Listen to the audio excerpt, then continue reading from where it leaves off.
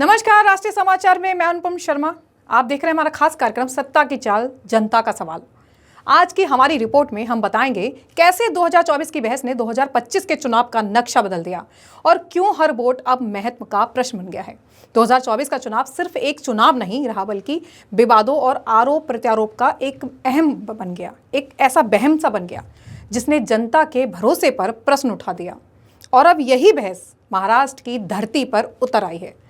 किसने कहा फर्जी वोट, किसने कहा राजनीतिक निशाना, और आखिरकार जनता किसे मानेगी? आज हम इन सवालों के जवाब ढूंढेंगे। इस चर्चा में हमारे साथ जुड़ चुके हैं महाराष्ट्र से वरिष्ठ पत्रकार, जो बताएंगे कि क्या वजह है कि पक्ष विपक्ष लगातार एक दूसरे के खिलाफ लगातार बयानबाजी कर रहे हैं और क्या है वहाँ की जनता का मूड। जी बताएंगे, क्या वजह है इस बयानबाजी का? महाराष्ट्र में बीजेपी, शिवसेना और अजित पवार की राष्ट्रवादी इस महागठबंधन का सरकार है। अब जैसे कि नगर पालिका, नगर परिषद का इलेक्शन लगा है, तो कई जगह ऐसा होता है कि युति करना पॉसिबल नहीं होता है।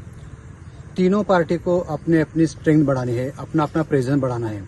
तो नेचुरली है कि हर कोई चाहेगा कि इस इलेक्शन में मेरे उम्मीदवार सबसे ज़्यादा चुन के आए, रिजल्ट में मेरा सबसे ज़्यादा नंबर हो।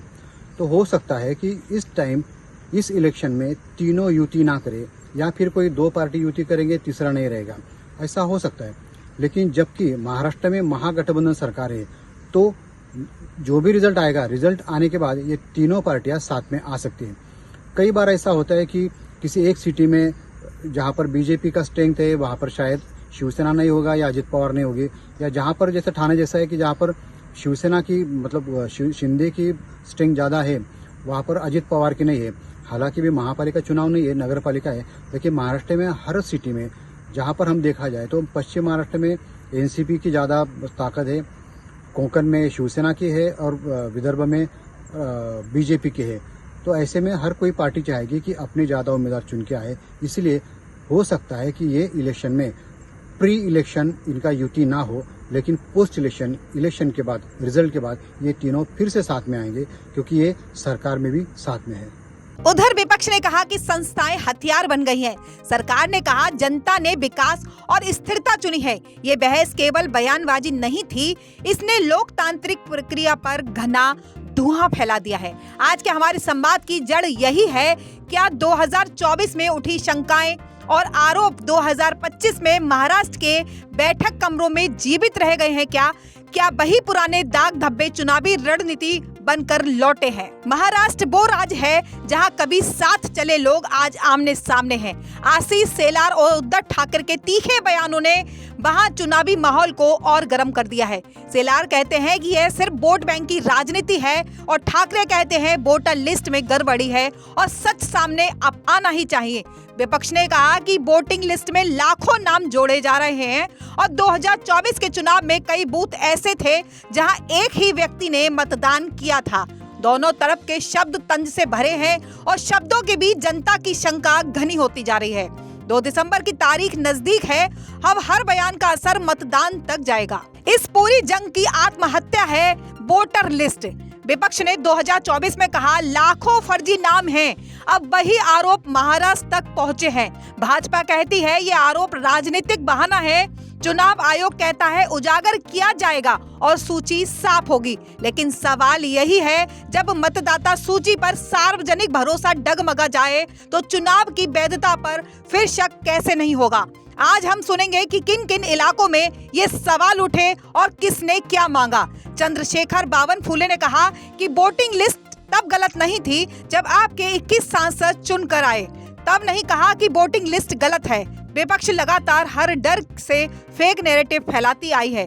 यह हार का डर है और कुछ नहीं। रोहित पवार ने विपक्ष पर पलटवार किया और कहा कि 2024 का चुनाव सोची समझी प्लानिंग थी और लोकतंत्र के खिलाफ थी। 2024 का चुनावी घोषणा के बाद राज ठाकरे ने कहा कि चुनाव आयोग अपनी जिम्मेदारी से बच रहा है। महाराष्ट्र में भी यह बहस उभरती दिख रही है कि क्या सत्ता के पास कानूनी उपकरण है या ये सिर्फ चुनावी युद्ध का हिस्सा।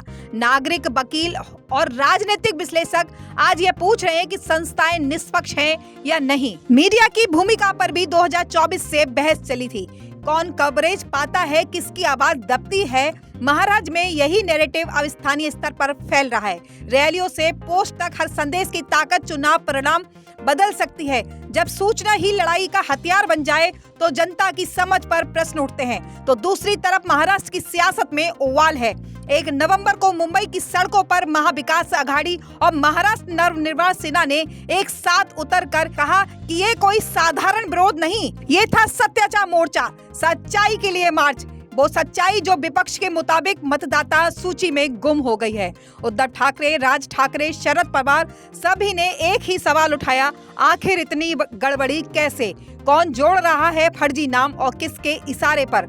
फैशन स्ट्रीट से लेकर बीएमसी मुख्यालय तक नारों की गूंज थी, लोकतंत्र नहीं बिकेगा, वोट की हेराफेरी बंद करो और महाराष्ट्र के वोटर को बेवकूफ मत समझो। मकसद साफ था कि मतदाता सूची में फर्जी और डुप्लीकेट नाम हटाओ और चुनाव आयोग जवाब दे कि आखिर ये गड़बड़ी किसके द्वारा हुई, किसकी जिम्मेदारी है। पुलिस ने पहले अनुमति देने में आनाकानी की, लेकिन विपक्ष ने कहा अब जनता सड़कों पर उतरती है, जब जनता सड़कों पर उतरती है तब रुकावट नहीं चलती।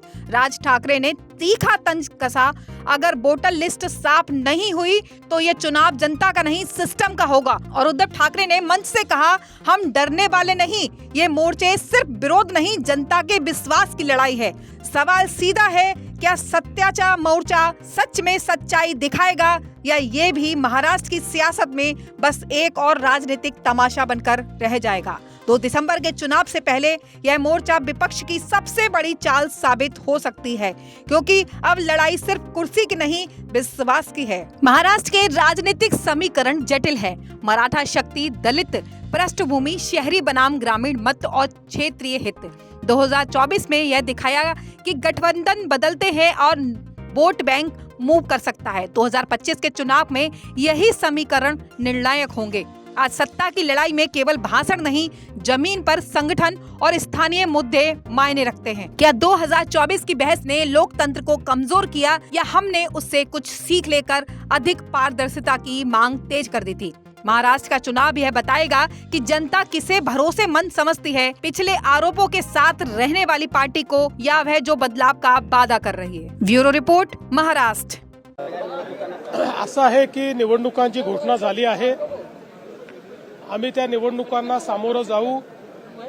तीनही आमचे जे पक्ष आहेत ते आपापल्या परीनं त्या स्तरावर युतीच्या संदर्भात निर्णय घेतील, पण कुठल्याही परिस्थितीमध्ये आम्ही तिघही एकच आहोत। कुठे युती झाली नाही तरी आमची पोस्टपोल युती होईल। त्यामुळे मला असं वाटतं की या नगरपालिकेच्या निवडणुकीत महाराष्ट्राची जनता मोठ्या प्रमाणात आमच्या महायुतीलाच कौल देईल। हमने आज 2024 की बड़ी बहसें, 2025 के ताज़ा तरीन आरोप प्रत्यारोप और स्थानीय समीकरणों की बात की, पर असली जवाब मतदान देगा। 2 दिसंबर की घंटी से लेकर अंतिम काउंटडाउन तक हर वोट अभी तय करेगा कि महाराष्ट्र किस दिशा में जाएगा। मैं अनुपम शर्मा, यह था हमारा विशेष कार्यक्रम सत्ता की चाल और जनता का सवाल। बने रहिए हमारे साथ, राष्ट्रीय समाचार के साथ, और मतदान में भाग लेकर लोकतंत्र की ताकत को साबित कीजिए, क्योंकि मतदान है आपका अधिकार।